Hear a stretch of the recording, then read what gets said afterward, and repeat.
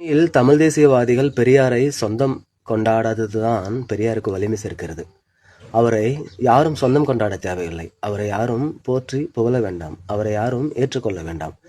அப்போதுதான் காலத்திற்கும் அவர் கலங்கப்படாத ஒருத்தராக இருப்பார் என்று நான் நம்புகிறேன். ஆனால் பாராட்டு மொழி எத்தனை காலத்திற்கு நீடித்து நிற்கிறதோ அதே காலத்திற்கும் வசவும் நீடித்து நிற்கும்.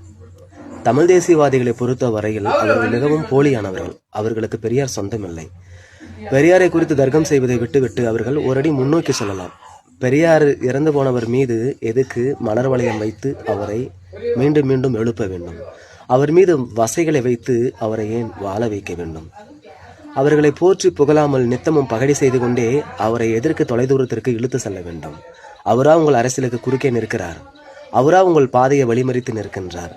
அவர் இல்லாத போதும் கூட அவர் இருப்பை நீங்கள் ஏன் நித்தமும் பூர்த்தி செய்கிறீர்கள்? அவர் இருப்பை நித்தமும் நீங்கள் ஏன் வேண்டுகிறீர்கள்? தமிழ் தேசியம் என்பது காலத்திற்கு ஒவ்வாத வெறும் குழப்பம் நிறைந்த ஒன்றாகவே நாம் முடிவு கட்டி கொள்ளலாம். தமிழ் தேசியம் வேண்டக்கூடாது என்பதல்ல. தமிழ் தேசியம் என்பதே போலியானதுதான். தமிழ் தேசியம் என்பதை எதையும் உண்டாக்க முடியாததுதான்.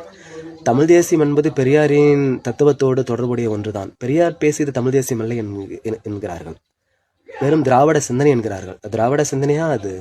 திராவிட லேபிளை ஒட்டி கொண்டு வந்த தமிழ் தேசியம் அல்லவா அது? அதை சற்று ஆழமாக புரிந்து கொள்ள வேண்டும்.